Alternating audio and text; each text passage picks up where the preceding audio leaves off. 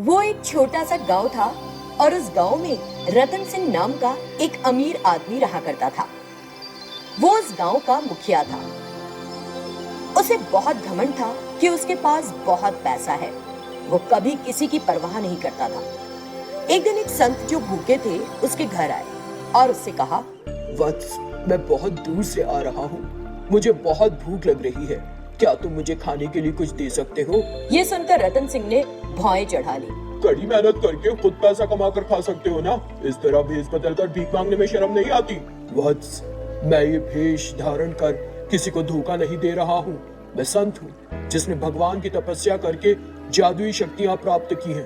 तुम्हें किसी व्यक्ति के लिए ऐसा नहीं कहना चाहिए। ओह, अगर आपके पास इतनी शक्तियाँ हैं तो आप अपनी शक्तियों का उपयोग करके अपना भोजन भी प्राप्त कर सकते हैं, नहीं? कुछ सवालों का कोई जवाब नहीं होता। ये सब सिर्फ एक आदमी के स्वभाव को जानने के लिए होता है। गर्व ना करो कि तुम्हारे पास पैसा है। तुम्हारा नाश निकट है, सावधान रहना।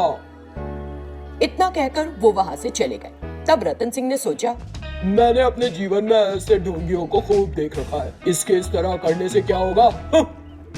ये सोचकर वो अंदर चला गया। कुछ दिन बीत गए। एक दिन दो व्यक्ति एक दूसरे से बात कर रहे होते हैं।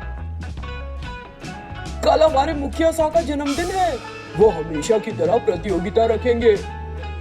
इस बार खाने की प्रतियोगिता का आयोजन कर रहे हैं। कोई भी चीज जितनी चाहे खाओ। जो सबसे ज्यादा खाएगा उसे एक अच्छा पुरस्कार भी मिलेगा। हाँ भाई, वो हर साल प्रतियोगिताओं का आयोजन करता रहता है। इस बार भी कर रहा है। क्या खास बात है? वो कुछ भी कर सकता है भैया, ढेर सारा पैसा जो है। उसकी बात सुनकर संत ने सोचा, उसे सबक सिखाने का समय आ गया है। ऐसा सोचते हुए उसने दो आदमियों का निर्माण किया। वे आकार में बड़े मोटे थे। संत ने उन्हें उस प्रतियोगिता के बारे में बताया। ये सुनकर वे लोग हंस पड़े। अगले दिन प्रतियोगिता को शुरू किया गया। संत ने दोनों पुरुषों को वहां जाने के लिए कहा। उन्होंने उस प्रतियोगिता में भाग ले लिया। फिर भोजन प्रतियोगिता शुरू की गई। उन्हें देखकर सभी लोग हैरान थे। दोनों आदमियों ने वहां खाने का सामान खाना शुरू कर दिया। थोड़ी देर में उन्होंने सारा खाना खत्म कर दिया और कहा, मुझे और चाहिए चिकन बिरयानी, अभी ला कर दो। ग्राम प्रधान ने हामी भरी और होटलों से बड़े ट्रैक्टरों में चिकन बिरयानी और दूसरे व्यंजन मंगवाए। दोनों पुरुषों ने उन सभी चीजों को भी मिनटों में खत्म कर दिया। जब वे फिर से सब कुछ खा गए, मुखिया फिर से बहुत सारा खाना लेकर आया। ये सिलसिला शाम तक चलता रहा। बहुत सारा पैसा खर्च हो जाने के बाद मुखिया ने सोचा, समझ नहीं आता है कि ये दोनों कहां से टपक पड़े हैं, लेकिन है बड़े अजीब। मैं पहले ही बहुत पैसा खर्च कर चुका हूँ, अब और नहीं कर सकता। अब मैं क्या करूँ, कैसे छुटकारा पाऊँ इनसे? ये सोचकर वो परेशान सा हो गया। तभी उन दोनों में से एक ने कहा, क्या हुआ? खाना खत्म हो गया है, और खाने की चीजें लाओ जल्दी। पहले से ही इतना खा चुके हो, और कितना खाओगे? धोखा देने की कोशिश मत करो। तुम्ही ने कहा था हम जो मांगेंगे वो दोगे, लेकिन अब इस तरह यहाँ से भगा रहे हो। जल्दी बताओ, तुम खाने का सामान मंगाते हो या हम तुमको खा जाएं? इससे ग्राम प्रधान घबरा गया और वहां से भागने लगा। दोनों आदमी भी उसके पीछे पीछे चल पड़े। ये देखकर ग्राम प्रधान डर गया और जोर की दौड़ लगा दी। इसी बीच संत वहां आ गए। उस संत को देखकर ग्राम प्रधान ने कहा, स्वामी, आपको मुझे इस मुसीबत से बचाना होगा। कृपया मेरी रक्षा करें। इस तरह ग्राम प्रधान ने संत से अनुरोध किया। अरे रे, मैं आप जैसे अमीर व्यक्ति की मदद लेकिन कैसे कर सकता हूँ? मैं तो एक सामान्य आदमी हूँ, धोखेबाज हूँ।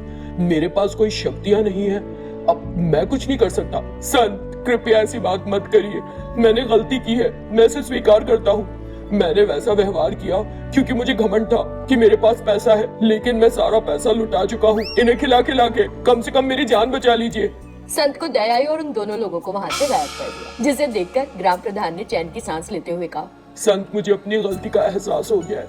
मैंने आपका अनादर किया था क्योंकि मुझे अपने पैसे पर बहुत घमंड था। मुझे माफ कर दीजिए। फिर संत ने उसे माफ कर दिया। तब ग्राम प्रधान ने भी अपना व्यवहार बदल लिया और सबके साथ अच्छे से रहने लगा। वो एक सुंदर गांव था। उस गांव में अक्षरा नाम की एक लड़की रहती थी। उसी गांव में रहने वाले गोपी नाम के एक लड़के से उसकी शादी हो गई। लेकिन गोपी की माँ का स्वभाव बहुत सख्त था।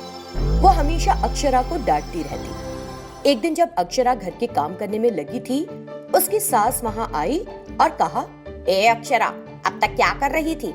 सारा काम जस का तस पड़ा हुआ है। पीने का पानी क्यों नहीं है? लगता है उस पंप से पानी नहीं निकल रहा।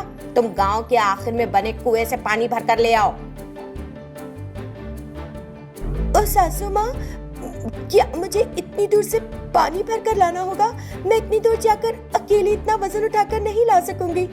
आप भी मेरी मदद कीजिए ना। तुम्हारे कहने का मतलब क्या है कि मैं तुमसे सारे काम करवाती हूँ और मैं आराम से बैठकर खाट तोड़ती हूँ? तेरी इतनी जुर्रत! इस तरह की बात से अक्षरा का दिल बुझ गया और बोली, नहीं नहीं सासू माँ, मैं इतनी दूर से पानी भरकर नहीं ला सकूंगी। मैं इसके लिए परेशान हूँ। इसके अलावा मैं और कुछ नहीं सोच रही। सच में। तुम्हारे घड़ियाली आंसू मेरे सामने काम नहीं करने के। जा और पानी लेकर आ। अक्षरा की रुलाई छूट गई और मजबूर होकर वो उस कुएं चली गई। उस कुएं से पानी लेते हुए उसके हाथ से घड़ा फिसलकर कुएं में गिर गया। ये देखकर वो खड़ी की खड़ी रह गई। ओह नहीं, घड़ा तो कुएं में गिर गया। अब अगर मैं खाली हाथ घर गई तो सास मुझे मार ही डालेगी। हे भगवान, अब मैं क्या करूं? वो इसी तरह चिंता में पड़ गई। तभी एक जलपरी उस कुएं से निकल आई और बोली, अक्षरा, चिंता मत करो, अपना घड़ा ले लो, मैं ले आई हूँ। उस जलपरी को देखकर अक्षरा खुशी से भर गई और उसका धन्यवाद किया। मैं तुम्हारी आभारी हूँ। देखो अक्षरा, तुम्हें रोज रोज यहाँ आकर पानी भरने की जरूरत नहीं है। तुम मुझे सिर्फ एक बार याद करना और पानी अपने आप आ जाएगा। ये सुनकर अक्षरा बहुत प्रसन्न हो गई और कहा, तुम्हारा किस तरह शुक्रिया अदा करूं? तुमने मेरा एक बोझ कम कर दिया। ये कहते हुए वो वहाँ से चली गई। उसने घर जाकर वो खाली घड़ा वहाँ रखा और फिर उस जलपरी को याद किया और तुरंत वो घड़ा पानी से भर गया। इस तरह जब भी उसे पानी की जरूरत होती, वो उस जलपरी को याद करती और सारे खाली घड़े पानी से भर जाते। ऐसे ही कुछ दिन बीत गए। एक दिन उसकी सास उससे आकर कहती है, ए अक्षरा की बच्ची, तुम तो हमेशा घर में ही बैठी रहती हो। मैंने तो घड़ा ले जाकर पानी भरते देखा ही नहीं तुमको, लेकिन पानी हमेशा भरा रहता है। कहाँ से ला रही है पानी तू? फिर अक्षरा ने सच सच सब बता दिया। उसकी बात सुनकर सास हैरान रह गई। अगले दिन सुबह खाट पर लेटे लेटे सास ने कहा, बेटी अक्षरा, इस दुनिया में मेरा काम खत्म, मैं जा रही हूँ, ईश्वर बुला रहे हैं मुझे। इस तरह वो जोर से चिल्लाई। उसकी बात सुनकर अक्षरा जल्दी से वहाँ आई और पूछा, क्या हो गया सासू माँ? अरे सब कुछ खत्म हो गया। मेरी तबीयत एक हफ्ते से ठीक नहीं है। डॉक्टर के पास भी गई थी। उसने मेरी जांच की और बताया कि मुझे दिल की बीमारी है। उसने ये भी कहा कि अगर जल्दी ऑपरेशन नहीं कराया तो मैं मर जाऊंगी। हमारे पास कहाँ है ऑपरेशन के लिए पैसा, इसीलिए मैंने ये बात कही ना किसी से। ये कहते हुए वो दहाड़े मार मार कर रोने लग गई। नहीं सासू माँ, आप चिंता मत कीजिए, आपको कुछ नहीं होगा। मैं जलपरी के पास जाकर मदद मांगूंगी। ये कहकर वो जल्दी से कुएं पर गई और जलपरी को बुलाया। वो जलपरी आ भी गई और अक्षरा से पूछा, क्या बात हो गई है अक्षरा? तब अक्षरा ने बताया कि उसकी सास बीमार है। तुरंत वो जलपरी कुएं के अंदर चली गई और सोने के सिक्के लाकर अक्षरा को थमा दिए। अक्षरा ने उन्हें ले लिया और बहुत खुश हुई। तुम्हारा बहुत बहुत शुक्रिया, मेरे घर में तुम्हारी वजह से खुशियां बिखर रही हैं। ये कहकर वो वहां से चली गई। फिर वो सीधे एक सुनार के पास गई और उन सोने के सिक्कों को बेच दिया। फिर पैसा लेकर अपने घर पहुंची।